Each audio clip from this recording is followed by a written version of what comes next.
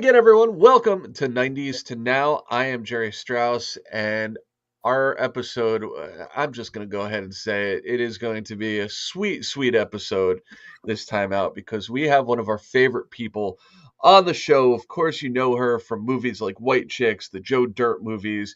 You remember her from her years on the game. And of course, above all else, the classic going back to the 90s, Sweet Valley High. Uh, she's here. Brittany Daniel, how are you? Hi, I'm good. How are you? I am great. I'm great. It's so good to talk to you. It feels like you've found a quiet spot in your home to escape the world and chat with us for a few. Yes, So yeah. My 3-year-old is out with my husband on a bike ride, so I was able to sneak upstairs. nice, nice, nicely done. You always have to strategize, right? Like to Oh, get those moments of quiet. oh yeah. Do you have any kids? I do. I have a 10 and a 14-year-old now. So they're a little more you turn a screen on and I can get quiet for Yeah, hours. yeah. They're a little more It's self-sufficient.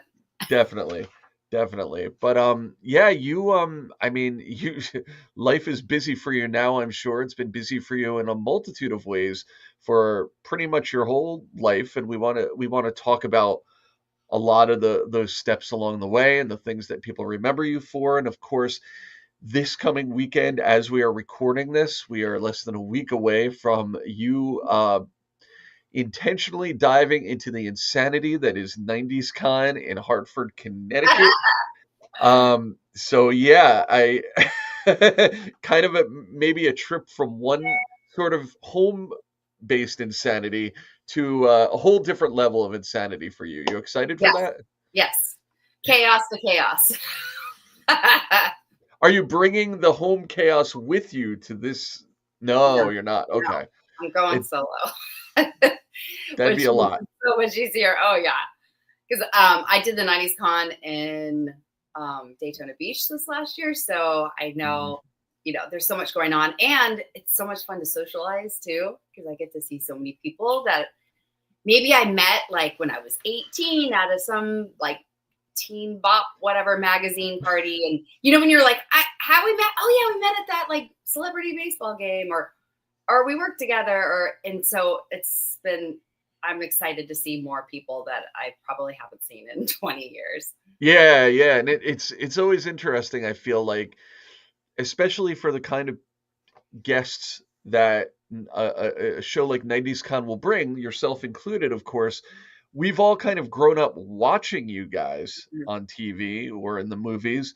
So it's got to be a little bit difficult to be like, I know you, but do I know you, or Oh did I yeah, just see you on TV a lot? yeah, Of like it all kind of blends in after a while. yes, 100%. And it was cute too. It's like when my sister and I did the '90s con in September together, we Yeah, saw the cast of Full House, and my sister watches that show because she has a 12-year-old daughter, so they watch it every single night. yeah. I guess on rerun, and so she was like totally fangirling over meeting the cast, and then we met them, and then they ended up being so cool. We hung out with them for a while, and so that was really That's fun. that's cool. Yeah, always a great time for those who can make it. Of course, we've been connected with the 90s Con and the folks, the good folks there for years, and so many of the great guests that come to those events have also been great guests who have come to this show, and of course, you, the latest one. So thank you Of for course. that. Let's. I want to talk to you a little bit about the early days for you, and this is a little weird, and I'm gonna put in a slide cheap plug here because a lot of you know, and some of you may not, that in addition to this show, I also do a lot of work for a magazine called Remind Magazine, and they're digital properties, so a lot of articles and features and interviews.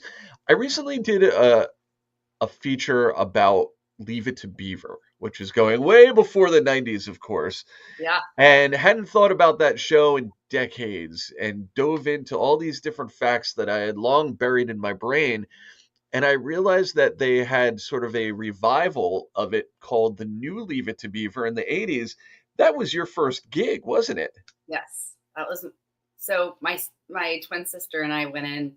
We were each auditioning for this one particular character, And then I went in, auditioned. Then my sister went in, auditioned. And then we're like, wait a second, there's two of you?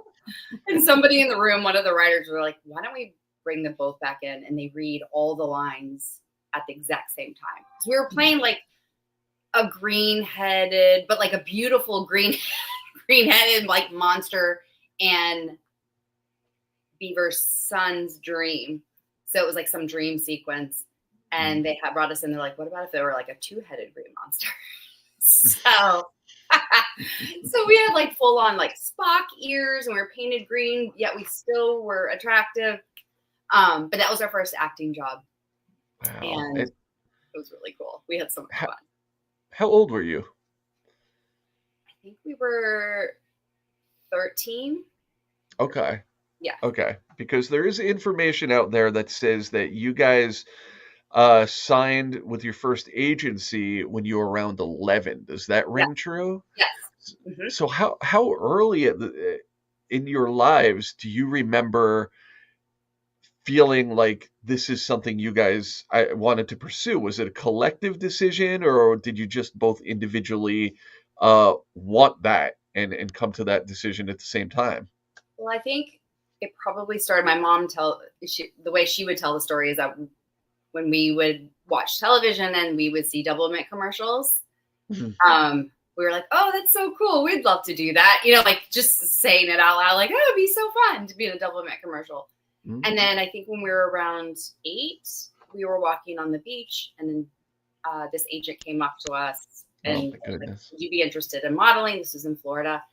My mom's like, I feel like they're a little too young. And then at 11, my mom was reading some newspaper article and it happened to be that exact same agent down in Orlando because we're from Gainesville. So my mom contacted that because she was like, maybe they'd be interested in, let's just try it out. So she reached out to them and we just started off with little modeling things here and there. And then it just kind of naturally moved into commercials. And then because we're so close to Universal Studios and Disney, we started going on acting auditions. Did you guys eventually you did some sort of gum commercial, right? Was it double? Yes, we ended up doing a double mint commercial. And it didn't happen. And it was like a dream come true. I feel like full of those moments where like, is this really happening? You do have lots of dreams, you know? You feel like you can do anything. But yeah, that was pretty cool to do a double mint commercial. That's cool. That's and it's kind of an iconic thing for those who don't have the perspective of how big commercials were during that time, and especially those double mint commercials. Everybody remembers those. They we were like the twins in the commercial where we like were water skiing and we water ski together and then we like smack hands. That was we actually did 2. So we did that one at 16 and then we did one when we were 18 too. But I remember auditioning for that. They're like, do you know how to water ski? We're like, yes. Meanwhile, we did not know how to water ski at all. When we got the call back, like the second audition, we had to actually go in the water and ski for them, water ski. And it was between us and a couple other twins. So a couple of days before that, our uncle knows how to water ski very well. And so we just did a crash course in water skiing.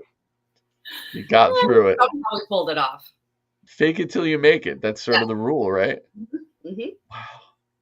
Wow. I'm really curious because I know you guys did a lot together, which means you went on a lot of auditions together for twin parts. Mm-hmm. And we've heard so many stories about, you know, there's an audition and it's an open casting call and they're looking for a redheaded 6'4" basketball player type, and you walk into a room and it's just full of 6'4" redheads who all kind of have that same look. Mm-hmm. When you guys walk in as twins and it's a specific, like, they're looking for a specific look for those twins, like, what does that room look like? Because it feels like, in my mind, just like double the insanity, like just this packed room. Very weird. I think so my sister and I joke that we're like, twins are very weird. Like, really, you feel like you're like clones and finish each other's sentences, and you have this like bond that is just you just don't understand it until unless you are a twin. So I think walking in a room with a bunch of other twins, you're like, is this like what other people see when they see us walk around? Like, it's so weird. Um, but also pretty cool too. It's pretty cool to see. And, we grew up we had 2 other sets of twins. Actually, we had like 5 sets of twins growing up through elementary school, junior high, and high school. And we were really close. One of our best girlfriends were identical redheaded twins. And so, that was pretty special because they completely understood our bond. But, a funny story about Sweet Valley High is we had auditioned for that. I don't know if you've heard this. We haven't talked about it that much, but we auditioned for Sweet Valley High when we were 13. And NBC was going to do it at the time. So what happened is my mom was reading one of those teen bop magazines in the middle of the night. She couldn't sleep. And there was a little ad in the corner, like this small, like audition for Sweet Valley High twins in Miami, Florida, like big open casting call. Meanwhile, like that was the number one gift to give my sister and I for our birthday, or the Sweet Valley High books. And so we had all of them. And so my mom's like, it happened to be in a week. So we had just started, I think we had just maybe done the new Leave It to Beaver show. And so we didn't really have that much experience. She drove us down to Miami. We auditioned. That was surreal too, to see a bunch of other twins that kind of looked like the Sweet Valley High twins. And then definitely a lot that didn't. And so they did like a nationwide search around the country trying to find these twins. And they chose, I think it was like 5 or 6 sets of twins to go to LA. Did like, we were there a week. Back then it was like a big thing. We did screen test and we were on like an actual set of a soap opera doing actual scenes. Nowadays they just kind of put you on tape or something. Right. And you're just like against a blank wall, but it was like a really big, huge experience. And NBC was going to do it. It was going to be like prime time. And they ended up picking an older set of twins that were like 16, 17. Because of the child labor laws, we would have only been able to work 4 hours a day because of our age. Right. And so they picked an older set, and NBC shot the pilot. It ended up not going. And then maybe 4.5 years, 5 years later, I got a call from a producer at our home. It was like, we're actually interested in you auditioning for Sweet Valley High. I was like, F you. I thought it was one of my friends just pranked me. Because like I'm from a relatively small town. So like people for years would be like, are they going to do Sweet Valley High? We're like, let it go. This is not happening. Yeah. And then we get the call and they asked for us to fly out to audition again. And I was like, we're going to be there actually next week because we were auditioning for some other pilots. Wow. And we booked it and we started shooting a week after we graduated high school. So it was meant to be. Yeah, it worked out perfectly. It was so much fun. We loved working on that show together. Is that still, I mean, you've done so many things since then. Is that for you still one of the things that people talk to you about and want to hear about the most? It's so interesting. I feel like it goes in waves, or maybe if we're at different parts of the country, it depends who we run into. I'm shocked sometimes the people that recognize me from Sweet Valley High is like somebody that I would never think would have watched our show. But I would say it kind of goes in waves. I think it also depends on my hair is short, they might say Joe Dirt, or you know what I mean? Like it just kind of depends how I'm looking. But yeah, Sweet Valley High, was really surprised. Like Swan's Crossing comes up a lot too. I shot that with Sarah Michelle Gellar, and Mina Savari was in it too. So like it was like, I don't know if you ever saw, but it was a teenage soap opera. And that one, a lot of people still come up to me about. For some reason, it had a little cult following in the 90s. That's cool. White Chicks is also another big one too that people do. Also, I did a recurring on Always Sunny in Philadelphia, and I'm shocked at how many people come up to me. Oh yeah. Too, but I think that's not. I feel like I've done a lot of projects that have cult following. Yeah. It speaks to the diversity of your career, that like these projects are also different from each other, right? Yes. I'm sure. I have to imagine the game is one that like just. Oh yeah, I can't believe I didn't say the game. Like the game is a huge following. Yes. Yeah. And I think And I these was are, on that the longest of any project I've worked on. I think I ran yeah. like 11 seasons. Well, yeah, I mean, certainly get ready for a lot of Sweet Valley High talk, I think, this weekend when you head to Oh yeah. 90s Con. Oh yeah. Um, yeah, people are going to be going nuts for the opportunity because, as you said, this is your first time in Connecticut, which is sort of like the home base of the event. So, um, Everyone keeps telling me, all the other actors are like, just you wait to go to the one in Hartford, Connecticut. It is so nuts, but like in a good way. Lots of people, lots of fans. So I'm looking mhm, forward to it. absolutely. Um, I'm curious, because your sister Cynthia, she stepped away from acting largely after Sweet Valley High, Mhm. and you did not. Right. Um, what was that moment in life like for you guys then? Was it because it was sort of, did it feel like breaking up the team a little bit, or did you look at yourselves as, well, okay, we do things together, but we've Yeah. got our own Yes. paths? Yes. Um, I think we both were I think we were both actually ready to kind of, because at that point we were probably 21, 22 when the show ended. So I think we were ready to go and do our own thing. My sister really got interested in photography while we were working on Sweet Valley High and started taking some photography classes at a local college. And I was ready to do, and we kept getting offered, all the twin stuff. And Right. it was definitely a conscious decision. Okay, if we're going to want a long lasting career, then especially for me, if I wanted to stay into acting, I needed to branch off. And Yeah. it was really cool. I did like a little independent, I forgot the name of it, after Sweet Valley High, but my biggest role right after Sweet Valley High was Dawson's Creek. So that was kind of like a cool transition out of being a twin, like all the Yeah. twin roles. And I definitely felt, because I went on location for that, for a moment, I was like, I'm not used to being on set I did Swan's Crossing by myself without my sister, but it had been a while since I'd been on set by myself. And there's kind of like a comfort in knowing, oh, I've got my best friend with me. So there was definitely a period of adjustment of like, oh, okay, I'm on my own. But Dawson's Creek was such a fun experience. Was it, did you feel like you were getting these opportunities, of course, but did you feel like there was a little bit of a reinvention that had to happen where maybe some of those, like you had to kind of reinvent your identity to Mhm. get people on board with, hey, I'm doing my own thing now, Yeah. so no more of the twin offers. Like, let's Yes. focus on this. Maybe it helped, and it wasn't a conscious decision. Honestly, I would like wish I could say I really mapped this out and I had like the strategic plan, but I I mean, within weeks of finishing Sweet Valley High, I cut my hair short. I just wanted a different look. And I'm wondering if maybe that helped a little bit. At that Hmm. time, not many people had really short blonde hair. Like I remember Josie Bissett on Melrose Place. Growing up, I was like, oh my God, I love her. Yeah. Um, so, but at that time, not many people. So I think that might have helped me stand out a little bit, because when you like, to your point of walking in casting rooms, when you're called in for like the blonde hair, like temptress or whatever the character is, you walk in, there's a lot of that in LA. So it's like you've got to find something to separate yourself from other people.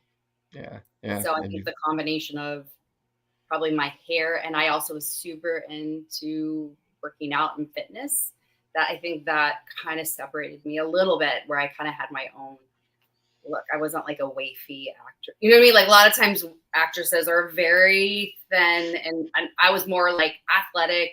So I had my own particular look. So I think maybe that helped. yeah, for sure. And then, the other thing, that threshold that child and teen actors always have to cross over is that transition to, okay, now I'm playing more mature roles, I'm playing Mhm. adult roles. And I feel like, you did a bunch of that, but the game, that extended opportunity to do something that was an adult show Yes. for that long, like, that was very impactful for you, right? Just for your image. Yes, definitely. I That is something that I was very intentional. I wrote in this journal and I looked at it every single night. I had a specific type of role I wanted to play, Uh, that it would be a comedy, but there would also be the opportunity to do dramatic acting. And it was so specific. I loved the people I worked with, and I was just really trying to manifest this role. And so I was so clear. I read it every single night before I went to bed. So when the game mm, happened, it really felt like a manifestation of what I had wanted to do. And I felt like I got to do all of that in that show. And I absolutely love the cast of the game. And it really was just such a supportive, awesome experience. that's And I awesome. love my character, Kelly Pitts. She was just so, it was just fun. It was fun. She got to be so silly and goofy, but then very serious. And so I felt like it gave me an opportunity to really, yeah, expand my, um, yeah, my acting chops, because they gave me a lot to do. Yeah, yeah, and it's I mean, your career has been so interesting just to see all the different things that you've been able to just knock out of the park, even while still going back and celebrating some of the favorite things that we remember from years past. And of course, that's going to be happening again, hitting it again in a big way this coming weekend. And I will, as someone who's been there in the trenches covering the event, I will second them and say, yeah, get ready for the wave of love and energy and sweat in a good way, but it's all kind of a mix of all of it. Um, and Wait, you prepare me more. So is it just lots of people, the excitement? What? it is, yeah, yeah, yeah, yeah. It's all those All of the things. above? Yeah, it's I mean, it's because it's the panels, which are huge audiences for all the different panels. I assume you are a part of the panel schedule. I have no. Um, I'd like to be. No. they always have some interesting events there. There's trivia contests. Um, all throughout this convention center. So it's all kind of segmented, but the crowds just grow for every scheduled thing as it happens. The photo ops, the selfie, like being at your booth, like Yeah. the lines form for that like crazy. Very well organized. Don't worry. But Yeah. yeah. And Saturday morning, they typically have what I have experienced to be, I believe they had called it a pink carpet event, which Okay. is an exclusive opportunity for the media to get to chat with some of the stars of the shows. So I don't know if you're a part of that or not, but just another chapter in this whole Yeah. weekend that they lay out. That's if there's one thing I've learned about it, it's that the people who attend have a ton of fun, and the people who are guests like yourself have an equal amount of fun. Yeah. So everyone seems to just love the weekend and come out of it tired yet energized, Yeah. if that makes sense. I'm really looking forward to it. Good, good, and everyone's looking forward to seeing you, to having you, um, and to getting up close and personal with you, and probably asking you lots and lots of questions about Sweet Valley High and all the other things we talked about here. So, um, enjoy your trip, Thank your you. your trip away from chaos to more chaos. So, Well, hopefully we'll run into each other there. absolutely, absolutely, and yeah, is before we let you go, is there anything that you'd like? Is there any way you encourage people to follow you on social media or anything like that? Do you, Oh yeah. I am B Daniel on Instagram, and I believe that all feeds into my Facebook account too. I'm really not great at Facebook, but I think it all goes over there. But yeah, I am B Daniel. I'll definitely be posting photos of the event, awesome, and yeah, that's probably the best way. Thank you excellent. for asking. No, no, no problem at all. And thank you for being on the show again. It's been great to talk to you for our very first time here on 90s to Now. And thank you guys for joining us. Thank you, as always, for subscribing, for sharing, doing all the things you do to keep us growing. And until next time, we'll see you on 90s to Now. Thank you so much, Brittany. Bye. Thank you.